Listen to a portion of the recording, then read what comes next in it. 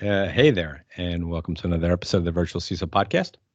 I'm your host, John Berry, and with me, as always, the Costello to my Abbott, Jeremy Sporn. Hey, Jeremy. Hey, John, did you know that 7 times 13 is 28?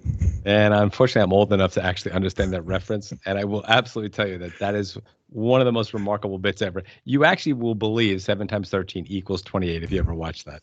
Yeah, he proves it like 3 or 4 different Three ways. ways, yeah. Yeah, it's nuts. Very well done. Yeah, so people can look for that on YouTube, but I don't think they want to hear us yap about it. What'd you think of my conversation with Ben? So there is nothing like getting information right from the source. Ben Tchoubineh, which I believe I pronounced that correctly. Good luck with that one. Being a director on the CMMC accreditation body, and being the chair of the training committee, he is just a wealth of knowledge when it comes to how CMMC training, accreditation, and assessments will be handled in the coming weeks, months, and years. Yeah, my thought process was you're talking about a super smart guy.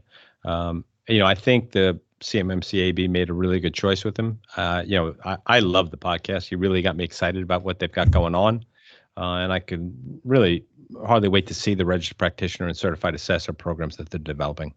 Agreed. And what I love most about really the whole CMMC crew, anyone that's heavily involved with CMMC, is just their desire to what I consider to be like righting some wrongs. The amount of theft that occurs due to a lack of security is one of the largest transfers of wealth in human history. And he's a volunteer that is just in that fight against this injustice.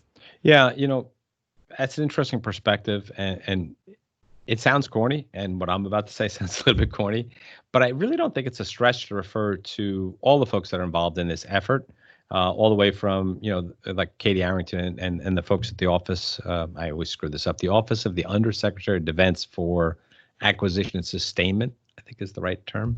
And all the way down through these people that are the directors of the CMMC AB. I think they're patriots. I know that sounds crazy, but I think they view themselves as the same way. Like you said, Ben is taken off from doing his 3 full-time jobs to work full-time as a volunteer on this, and they've structured these programs in such a way that he can't take advantage of the work he's doing. So I got to be honest with you, I don't think it's crazy to refer to them in the way that you did. I do think they're patriots. Agreed. All right. Well, this one is simple. If you're still with us, if you do any work with the United States federal government, especially the DoD, but pushing it even further beyond that, this is a wise listen. There is a great chance the assessments and programs Ben talks about will directly affect you and your business. Yeah. And before Jeremy yaps any further, let's get to the show.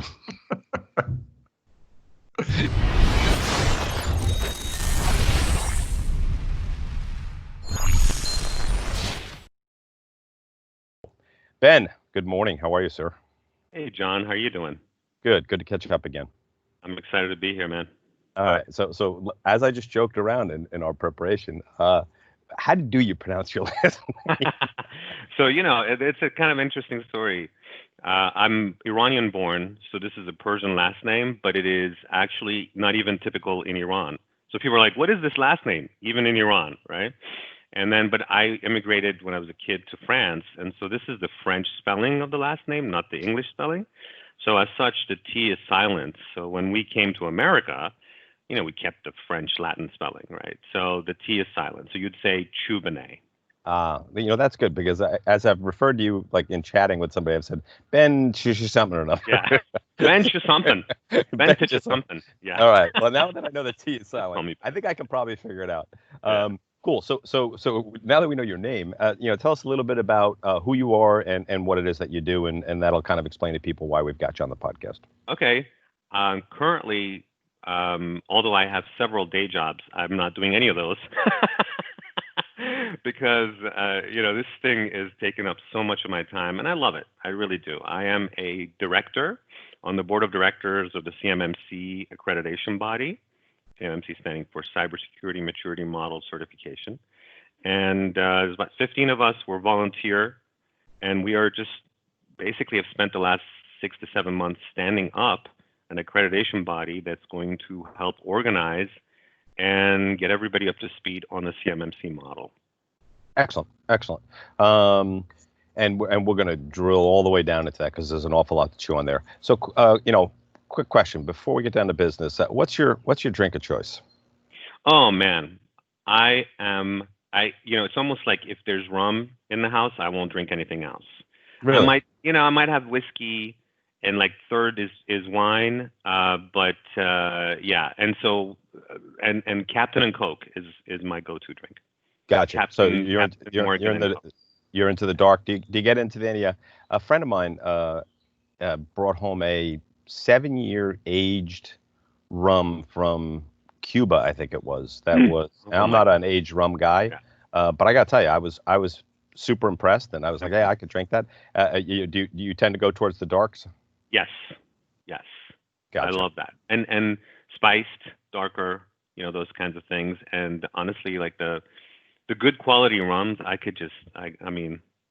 love it. It's a great experience. Yeah, and it's funny because like there was a restaurant in St. John. Unfortunately, it's probably not still there. Something called Asalair. It was this beautiful restaurant. I can remember whenever I would go there, they did a aged smoked rum drink, and what they would do is they would actually it would be served literally with an ember of oak. Actually smoking within the glass, so you'd have to pull the cover off, and as you pulled the cover off, and they encourage you to take that first drink of it so that you got the smoke with it. Yeah. Oh my goodness, John. And every year we'd go back, and every year I'd order that same drink. Let's go. Yeah, exactly. Yeah. Well, My wife and I love St. John. Yeah. We love that place. But I never went to that, the restaurant you told me, I've never been there, so which is horrible. Asalair was like our favorite for years. We used to go a lot to St. John almost every year. And then we haven't been. Have you been since the bad hurricanes? No. Yeah. A guy who's in the forensic space was just down there this past year, and he said that it's recovering quite a bit, and he encouraged me to go. So I think next trip, hopefully we'll get a chance to go back to St. John because I just love that island. Love it. It's beautiful. All right, so let's get to why you're really here, CMMC. Sure. So big picture, right? When do you think we're going to be at a point where meaningful and more widespread CMMC auditing is actually going to take place? Okay. So one thing, we don't call it auditing, we call it assessment. Cool. Thank you for the correction. We're pretty serious about that, yeah. And just out of curiosity, most people I think would look at those words as being fairly analogous. Yeah. Why do you differentiate them so significantly? Okay. So it's really just the perception of the word audit being a more significant event. Well, I think people obviously can use the word or adversarial event maybe is a better. But I think it's also because we use it everywhere. We're just we're trying to be using the same term everywhere, right? So, for example, we have certified assessors, not certified auditors, right? So it's just it's just semantic, but gotcha. To stay consistent.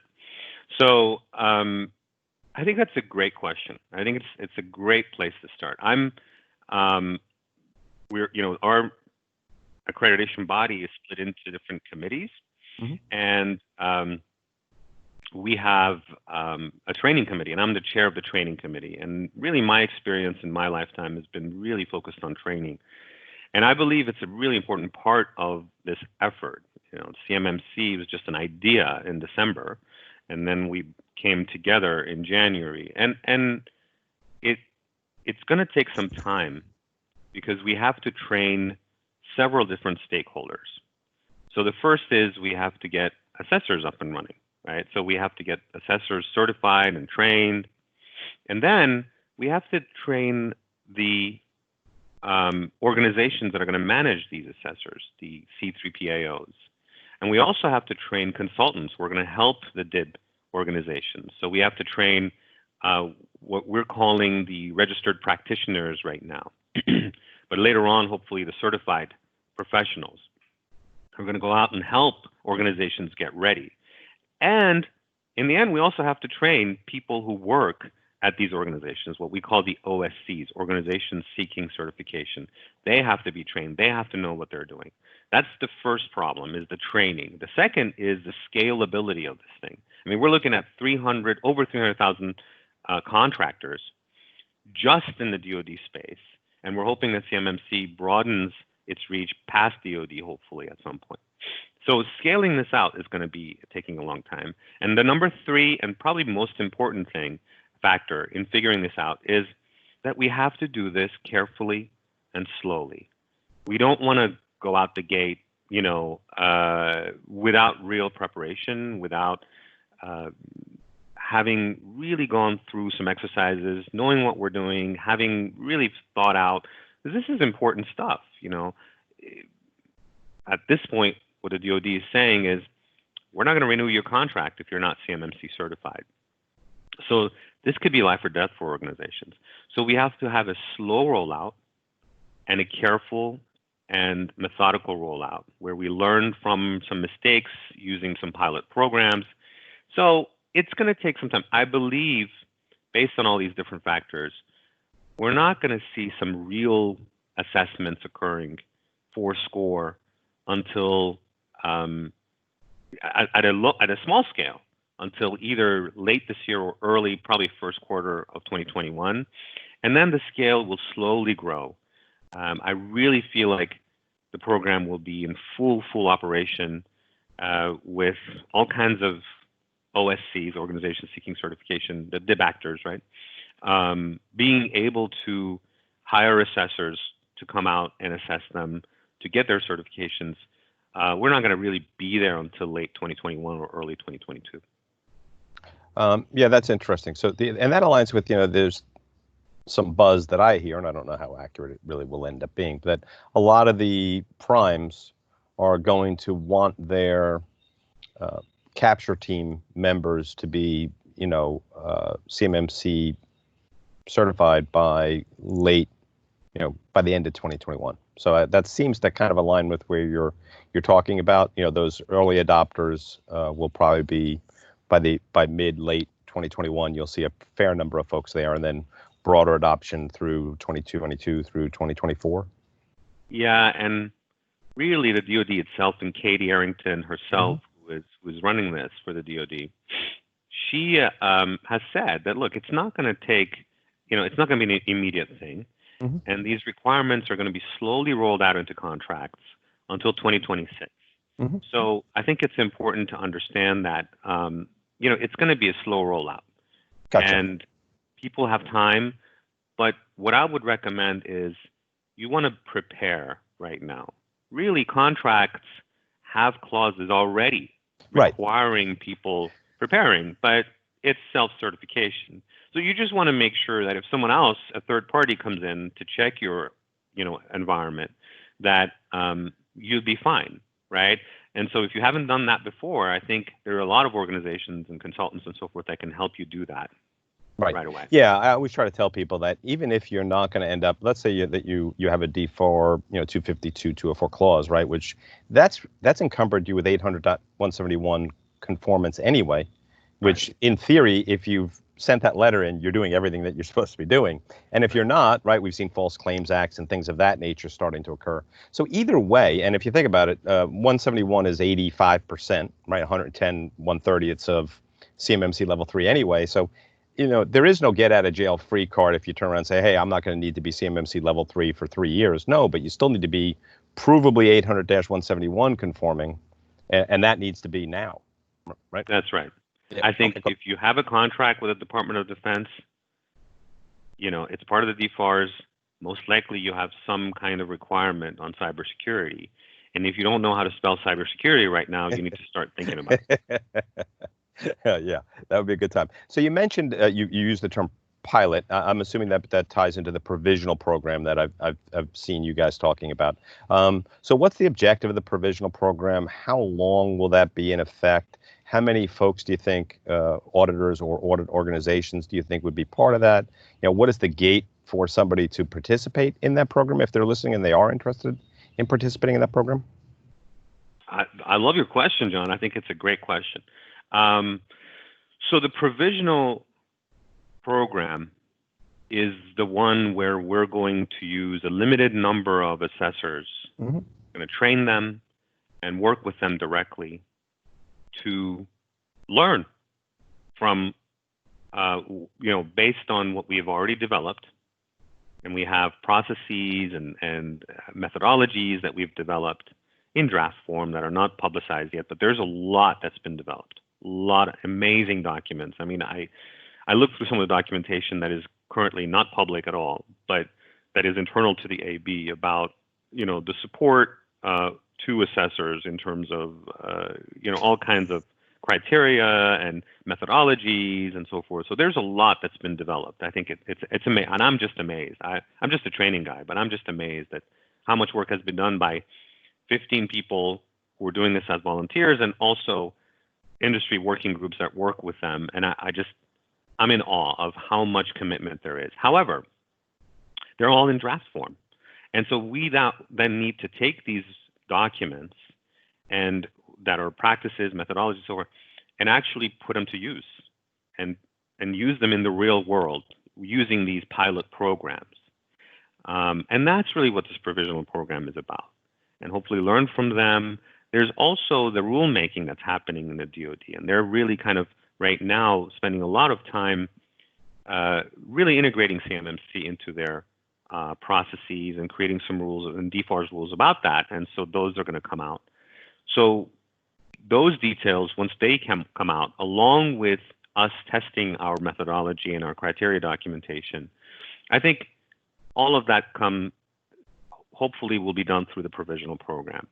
And we're going to use a select number of assessors that we train, and then we use pilot programs and pilot contracts that the DoD selects, and we would go through these assessments and hopefully learn from them, and that will take us through to late this year, early next year timeframe, where we will have better understanding of our documents.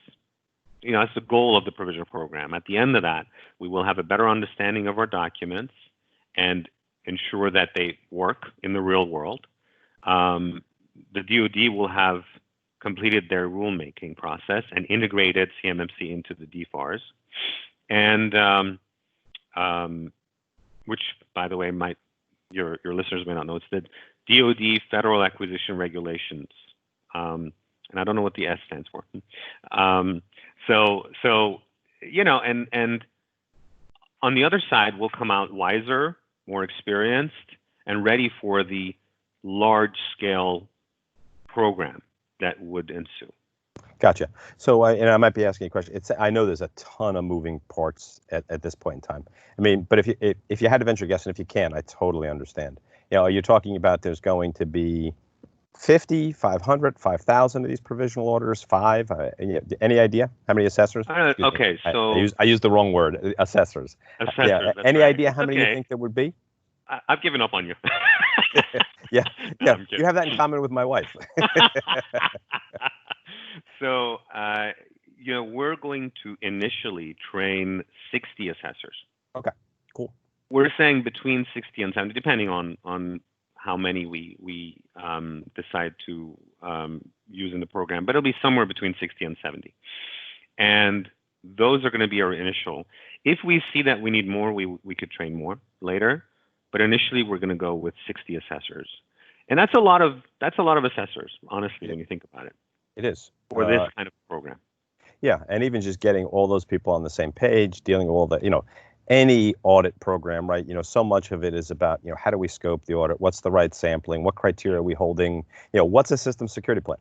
What does it explicitly need to include, not include? What variability are we going to allow? Because I think one of the challenges you're going to have with this program is ensuring that there's, especially at some point, if you're talking 300,000 entities, and then if it went broader than that, hundreds of thousands more, one of the things you want to make sure is that there's a consistency in the assessment, right? That everyone is being held to the same criteria, the same standard, everyone is using the same benchmark. Of course, with an ability to, at an auditor's discretion, understand that there's a scale based on risk or based on a particular context. I think, that's a great observation. And we live and breathe and dream this stuff all the time. I mean, I lose sleep thinking about how do we make this consistent. I think CMMC, and this is why it's created so much buzz, as a standard and as an assessment model, will dwarf anything else that has come before it. This is a staggering program. I don't think people understand. I mean, so I don't know what the exact number, but you look at ISO 27001. I'm an ISO 27001 certified lead auditor. We live and breathe ISO 27001 with our clients every single day. That's right. What is there, 30,000 organizations that are ISO 27001 certified over the history of ISO, right? I mean, you're talking about over 15 years, there's, 25, 30, 40,000. The exact number is not easily validated. Yeah, That being said, you guys are going to blow that number away in a 2-year period. Oh, I mean, and think about this. The DoD has, there's several things to think about here in terms of the scale of this program. The DoD has come out with somewhere between 290 and 310,000 contractors that they've said they have identified. But think about this. If you're talking about primes and maybe first level subcontractors, well, those subcontractors are contracting with other subcontractors. Right. And those Supply other chain. subcontractors, so when you think about the depth of the supply chain, we're talking about millions of companies. I mean, when you think about it, there's nobody who's come up, you can't come up with a number. It's just beyond comprehension right now. Nobody knows.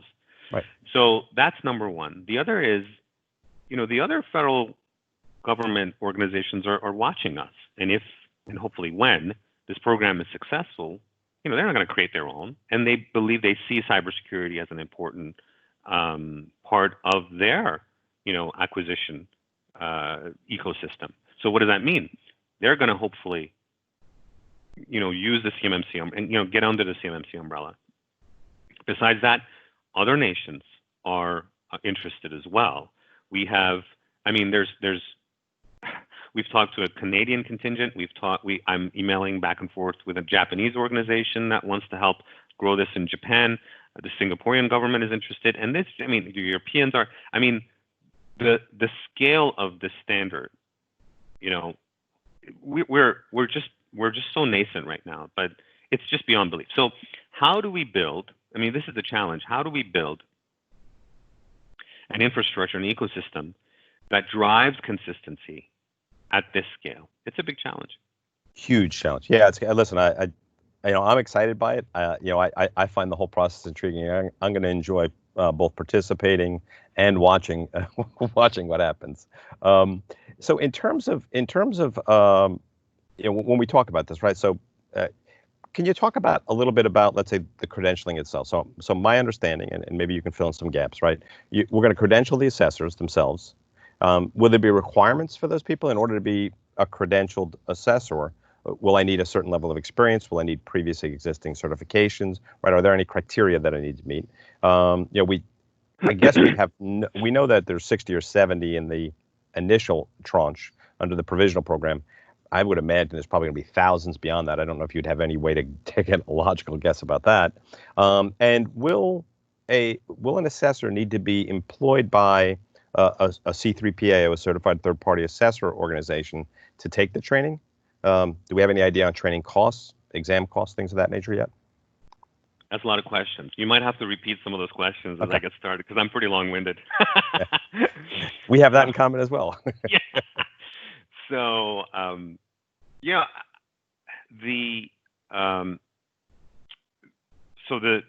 go with criteria. Let's start with criteria. So let's start with the assessors themselves. Is there a requirement for them to enter into it? Right? Okay. Do you have to be a CISO? Do you have to be some? Do you have a certain experience or anything? One of the main goals that Katie Arrington, put on the table at the very beginning of this thing was, look, I want this to also be an opportunity for, we believe that as well. So we want this to be an opportunity for anyone who wants to get into this as a profession. So we're going to start with experienced people as our initial 60. But in the long run, we have to have a way for anyone to get into this as a job, and then profession. So the start of the process is called the Certified Professional Certification. And for anyone to get training to become a certified professional, honestly, you don't really need much. So you can start as a kid out of college or even in college, take classes to become a certified professional. And that training, that certification will teach candidates and students everything about the model, and hopefully inculcate candidates into that, consistency that we were just talking about. Thinking the right way about the model, and also, of course, all the details. So it's going to be probably the initial, but also the longest training because it's foundational. Right. And that foundational training will be available. The training is going to happen through partners. So that's the other thing. We are going to create learning objectives and put them in a body of knowledge. That's another way that we're hoping to standardize the process. Is all those learning objectives are going to come out of a body of knowledge, are going to be stored in a body of knowledge that's going to come out of our organization. And a lot of those learning objectives will be factual things, but also a lot about the culture and how to treat different stakeholders, and what kind of culture, what kind of ethics do we want to put in place. Mm-hmm. So those objectives will be publicized by us, and we will have a certification exam that we will have developed, and people will take the exam through us. But the training can occur at partner training organizations around the globe, whether they're online training organizations or schools or universities, professional schools, and so forth. And the training content, the course, will be developed by partner publishers. So that creates this huge scalability we're going to need. Mm-hmm. And there's different people are going to want to training differently, whether they're going to want to sit through a college course or whether they're going to go online and sit through an online course and so forth. But we will ensure that all of the partner publishers create content that is high quality and consistent with what we want to teach. In any case, so the CP, the Certified Professional Program, will be the foundational program, and it's going to be a whole lot more involved. Now, the other thing to keep in mind is that after that, things start to get a little bit more interesting in terms of who can get into the assessor program, because the CP, the Certified Professional, anyone could take that class, right? Right. Someone who's trying to implement it within their company, a consulting firm like us, right? I mean, all kinds of people, right? Cybersecurity professionals, IT people. I mean, just all kinds, and of course, consultants could take it, and assessors. Then the next level training will be the Certified Assessor Level 1, and those guys, they're going to be learning about how to do, now that they have the foundational learning, the foundation knowledge, then they can go in and learn about how to do an assessment for Level 1 organizations. Why do we want to specify Level 1, focus on Level 1? Because most of those 300,000 companies really don't need more than Level 1 training and assessments, and they don't need to be certified further than just Level 1, which is very basic. So we are going to need considerably more Level 1 assessors than Level 3 or Level 5 assessors. In any case, so those guys, they will have some basic prerequisites, some knowledge of cybersecurity, some experience that they can prove to us, and also obviously the Certified Professional certification will have to be a prerequisite. Gotcha. The assessors at Level 3, which is the next level, those guys would be able to assess organizations at Level 1, 2, or 3 in the CMMC model, and those guys are going to have most likely proven cybersecurity requirements. We're not quite sure where that's going to end up and how that's going to happen. We don't want to depend on other certifications, but there might be a requirement whereby we say, look, somehow prove to us that you have cybersecurity knowledge, along with some assessment experience at level 1 or other kinds of assessment experience or audit. Makes sense. And then level 5 will have the hardest requirements, the most specific, expansive requirements, because level 5 organizations are going to be just a whole lot more difficult to assess, and that's going to require more experience. And I know this would be, you may or may not have an estimate. If you were going to look at, like, if there's 300,000, let's use that to make the math easy, or 10, 20, 50% of them, level 1, 30% level 3, 10% level. How do you think that'll break out? There's different numbers, I've heard different numbers, which is why I asked you, because I'm sure you know more than I do. Yeah. Honestly, who knows, right? But I think the numbers are, it's going to be more like 80%, somewhere between 60 and 80% is level 1 is what we're thinking about.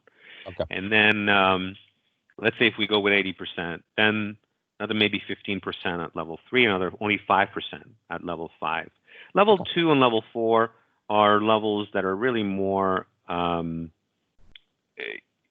transitional, is what we call them, right? So, someone who wants to get to a more secure environment will want to go from level 1 to level 3, but they'll need to maybe take it slow and get to a level 2 before they get to a level 3. Level 4, not so much. There might be organizations that are at level 4, but if they're putting all the expense and effort to get to level 4, might as well get to level 5, right? So, it's just, that's why we really kind of focus on the odd numbers, levels 1, 3, and 5. Yeah, that makes total sense. And I've heard, like, the number that I've generally heard was, roughly 65 or 66%, 2/3 in that level 1 bucket. Right. So yeah, it sounds like we're all hearing similar numbers. And like you said, the crazy thing about it is we don't know. That's and think about it. Even yourself in your position, you don't know. Yeah, and it could be a whole lot more organizations. Remember, the 300,000 is just what the DoD has put out. But I really believe there's a lot of contractors to subcontractors, those guys who we just cannot be counted. However, through a recursive model, all of them, if they're touching data that needs to be protected, would need to be certified. Gotcha. So the great thing is you answered a lot of other questions that I had with regards to who was going to do the training, how it was going to be instructor-led, video-based, college, etc. And I guess for that reason, it would be hard for you to venture any type of a guess for how much that training might cost, because different delivery vehicles, different companies are going to price it differently. Exactly. And from your perspective, you probably would hope that it's as inexpensive as possible, so it gets to the broadest mass as quick as possible, as long as it meets your common body of knowledge criteria. You just put it perfectly. Can you write that down and send it to me? Well, here's the good news, Bennett. This is being recorded. So you can snip it out of the video. And when you get to that point in your conversations, you can just play it, what I'm hoping, our committee came up with this framework, and what we're hoping to achieve through having created this framework of many private organizations partners helping us do this, is one, obviously, is the scale of it. But second, there's going to be competition, right? And that competition will create, hopefully, a higher quality experience and better quality content. If the AB itself was doing all the training, there would be no drive to create good educational content, right? And good means a lot of things. And then, of course, in terms of price, there will be pressure, hopefully, to provide the training at a reasonable price. So that competition, and also will create innovation. So what we think of as an educational experience. I grew up in the 70s and 80s, so I'm thinking I'm going to go to a room somewhere and sit with others and get some. Yeah, not anymore. And there's just so much that's happening now, and who knows in 20 years what education is going to look like. So hopefully through these partners, we will have an innovative, scalable, and high quality and competitively priced educational experience for all the stakeholders. Gotcha. So, I think it's easier on the training side to let the market decide the pricing, because we can establish criteria, by which we know if the education was successful, right? If someone's able to pass an exam, that means that we know de facto the program was effective. On the audit side, that's going to be a little bit different because, so question for you. Do we think that there's going to be like a set price for audits? Because I wouldn't think we'd want to race to the bottom on cost, because that's going to encourage auditors to not deliver, this consistency and, and deliver it consistent with the objectives and ideals of the program. Any idea how you guys? Yeah, assessments. Damn it. So here's the good news is that we have like these video editors. I'm sure they're going to get rid of every mistake that. Yeah, they're just going to dump back in. You're going to see my lips is going to go assessors. You're like those Chinese movies. So I think that's a great consideration to think about. And again, we live and breathe this stuff on a daily basis. You would not believe the kinds of conversations we get into on the board about these very important matters, right? We cannot set the price. This is going to be a free market environment, right? And also remember, and I think this kind of goes back to one of your questions I didn't answer earlier, do assessors need to be employed by C3PAOs? They don't necessarily need to be employed by C3PAOs. They could be W-2 employees, or they could be 1099 contractors with C3PAOs. So an assessor could go from C3PAO to C3PAO. But just to be clear there, but an assessor will have to deliver the service through a C3PAO. Oh, yeah. Okay, good. Okay, so that's the same model that like ISO as an example uses, right? You can be a W-2, but you have to, you need a certified lead auditor who's delivering the service through a registrar. So you're using the same model. Right, okay, right. Good. But I just believe with the scale of this thing, first of all, you're going to get a lot of C3PAOs, and you're going to get, so that the competitive thing will occur. But we are creating an environment in our organization at the AB, whereby we will be watching and we will be looking at the assessments and auditing them. Okay, so you're going to do the same model as so the accreditation body in ISO is UCAS or ANAB. ANAB conducts annual audits of their registrars. You're going to conduct some level of review of your C3PAOs to make sure that the work product that they're delivering and basing their opinions on meets an established set of criteria. Yeah, and I think you can't do it other way. I mean, you got to have a body watching over this thing, because otherwise it could go out of control. Gotcha. And so it's a great model. We have to be able to scale it effectively, and that's going to be a challenge because of just the sheer number. But that's what we're talking about all the time. How do we scale this thing? How do we make sure that the quality is consistent? How do we make sure that the experience of the OSC is consistent and high quality? And the other thing is they're going to have a choice, because we are going to create a marketplace on our website whereby the C3PAOs are listed. And so, it's not like OSCs are going to be stuck with one or two C3PAOs. And we'll also be able to see their history and how well they've done it. And the other thing is that, if OSCs have problems with a C3PAO consistently, right, or a particular assessor, we're going to look at that.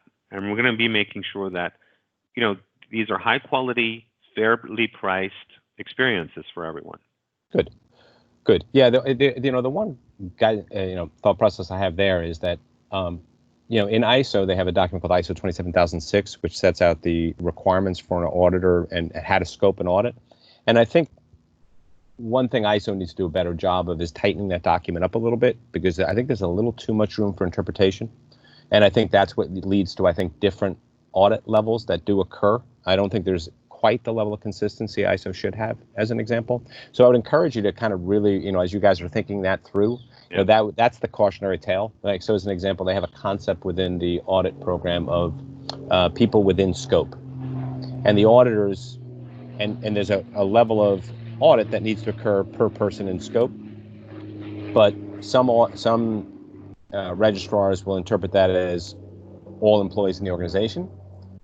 which might be 300, and then another auditor will say, well, that's only the people that are involved in the construct and operation of the information security management system or program, which is only 20. So you can have a situation where what you're getting is, one auditor scoping it at, 7 days and the other auditor scoping it at 11, and they both are, they both have a mechanism by which they can look at the standard that you've established for them and say, yes, we're doing it right. So that would be the only concern that I have there. So good luck with that. I'm sure. I know, right? It's really going to be hard to do that. Hey, look, it's going to take some time, I think, for us to become mature, and we're going to see a lot of issues. We're just getting started, and we're crawling right now. We're not even walking. I feel like the running part is a few years away, and we're going to have different versions and improvements as we go along. And again, through a scalable education infrastructure as well as a scalable, quality infrastructure, and hopefully one day soon we're going to have professional staff. We're actually doing this full time. It has a long way to go. That is for sure. I'm sure your other companies would like CMMC to hire some other staff. It's interesting that you say that, because actually I can't play in the space, at least not now, and probably not for a while. So I'm just doing this out of the goodness of my heart at this point. I know, but I just meant, I know you have 2 or 3 other companies, and I'm sure they would like you to come back to work for them. Maybe not. Maybe not. That's true. They like me away. They can do whatever they want. No, I have great CEOs that are doing a wonderful job, and I'm very lucky in that way. In that you're extremely lucky that you've been able to step away for the period of time that you have, especially in such challenging times, right? I mean, we're recording this in the peak of, still in the peak of COVID and everything else going on. So if your companies are still doing well, God bless you. Right, you have some really good people working for you. I do. I'm so amazed at the hard work that all of the employees put in, and the leaders that are working really hard, and these organizations are doing all right. They're not they're not blowing it out of the park, but I think, very few people, environment, they're doing all right. So I'm very proud of them, and that's why I can give this time to this very, very important effort, and I'm glad to be here. And then I am meeting some amazing people. I'm working with some incredible, real, the motivation on the part of all the members on the board is just to help protect the country. And I think you need to have that level if you're going to keep up with Katie Arrington. Right? She's such a great motivator. She really is. It's wonderful to work with her. Yeah, well, listen. I mean, that energy level probably is a bit infectious. So I think we covered everything that I had on the list of things that we were hoping to cover. Anything we missed? Any last thoughts with regards to CMMC? So, this education framework that we talked about, it's going to take some time to be developed, right? And we have a long way to go to build our partnership network and create the exams, implement the delivery mechanisms and so forth. So until then, however, we do have some learning experiences that we are going to make available pretty quickly, and some credentialing efforts that we're doing immediately. The one that comes to mind is the Registered Practitioner Program. Mm-hmm. So that's something that's out there now, and it is for people who want to help others prepare for the CMMC. When you say that's out there now, I mean literally someone can sign up for it? Yes. When did that go live? I mean, that had to be like in the last week? 2-3 weeks ago, maybe. Wow, I don't know. I'm losing track of time. So there is the RPO and the RP program. So the RP program is for individuals, registered practitioners, who want to, there's 3 parts to it. They want to create a relationship with the CMMC AB, say, hey, we're here, and then be informed of what's happening and kind of become an insider. Number 2 for RPs is that they will sign the Code of Professional Ethics that we're, Code of Professional Conduct, COPC, the ethics code. And so they're saying they're going to live by that, which then allows us to enforce that, right? And so that creates a certain level of trust for the people that work with them. And number 3, they're going to sit through the training, which should be available. We have our LMS is going live very soon. We're implementing it now. And then once that goes live, we'll have the training. So, everything, we're building the plane while we're flying it, right? So, yeah, painting a moving bus is the analogy I was thinking of, but I think we're on the same page. Yeah. And so we'll have our LMS. Once the LMS goes live, then those who registered as registered practitioners will be able to sit through the training, which will have, there won't be an exam, but it'll have quizzes and so forth, and we'll make sure that they've been through the whole training and so forth. So all of that means that these RPs will hopefully at a certain level have a consistent perspective that we're going to provide to them. And we're developing the training. The training is pretty much developed, just kind of putting the final touches on that. It's just that the LMS has got to go live. So we have to, of course, be careful about security, right? Because we're enforcing security everywhere else, so we better be secure. So there's a lot of that happening.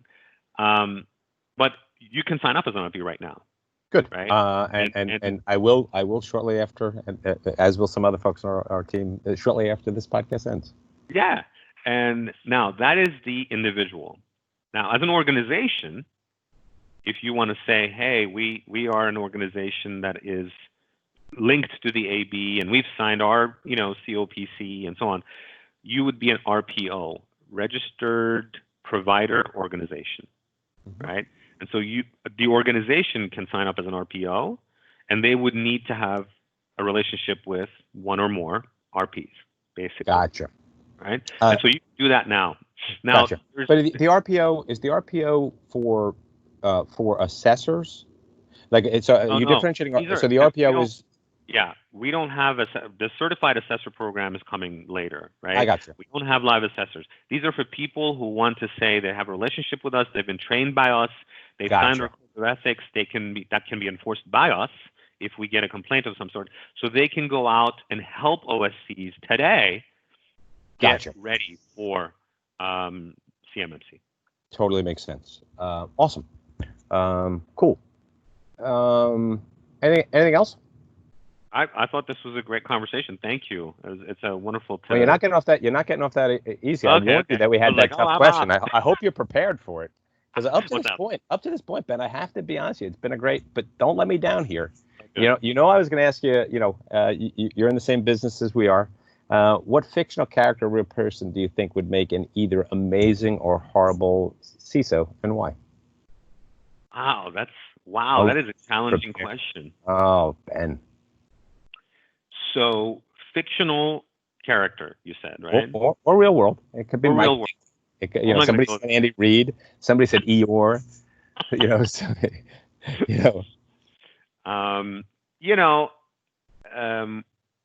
think the Hulk would be a horrible CISO. He's a little too wild for my taste. Wait. Bruce Banner. Remember, there's an alter ego, right? There's Bruce Banner. He doesn't become the Hulk until I don't know what happens. So he gets mad, I guess, right? Is when what happens. That's the thing about information security and cybersecurity. You're always stressed out. You're always angry. Doesn't he say that? So, So you're saying he'd always be that green monster guy with the ripped pants on. You don't want him doing your CISO work, right? And honestly, we're going for consistency here, not the up and down waves that he would have to. That's my answer to. All right. So the last question. So you're chatting with the same kind of folks we are every day. So any interesting topics for another episode of the podcast that you'd recommend? I'm living and breathing and craziness of the CMMC, which is it's a wonderful challenge. So that's all I can think about right now. But it is a bit consuming, isn't it, for you guys? I can't imagine. Overly consumed right now. But I really love it. I think that I would say these days we are dealing with an onslaught of adversaries, and I don't know. It just seems like it's still a little bit, for most of us, it's still a little bit kind of out there. We don't have a real focus on this, but you know, there's people out there that are fighting adversaries left and right, you know, who are trying to get in here, and CMMC is about that. It'd be great to hear about, you know, what kinds of attacks are we dealing with from our adversaries on a daily basis, what's been successful, what hasn't been successful, and how we can improve our security stance. That's actually a good topic. Yeah. And, you know, actually, it might be a good way to approach that might be to invite the folks who wrote the Verizon. Verizon does a study each year, the DBIR. Have you looked at that? No, I have not. Okay. Look for the Verizon 2020 data breach, DBIR, I think they refer to as data breach investigation report. But it actually breaks down exactly the kind of things that you're talking about. So they take a look at tens of thousands of breaches, and they break it down, and they give you a breakdown on, you know, how many action steps were necessary, what were the primary modes of initial access, you know, whether or not, you know, what percentage were internal versus externally facing, what percentage were, you know, so, and it's what you'd expect, what percentage were malware, ransomware, remote access Trojans. It breaks it down in like hundreds of different ways. So yeah, you know, that's actually very, very interesting, because you could almost overlay, you know, the controls that we have within CMMC against what we're looking at in terms of current adversarial actions, and make sure that you've got the coverage that you're looking for. That sounds really interesting, actually. Cool. I'll have to look that up. Sounds great. Well, I just want to say thank you. Genuinely appreciate it. I learned the most important thing I learned today was not to use a certain word. So thank you for talking. Thank you for talking about the CMMC Assessment Program. Yes, you did it. All kidding aside, fantastic interview. Thank you for coming on. I truly, truly appreciate it. Yeah, this is. I think you said it well. This is important for an awful lot of reasons. Yeah, absolutely. Yeah, and thank you. It was great. I really had a great time, and you had amazing questions. So you got a fan now. Thanks, Ben.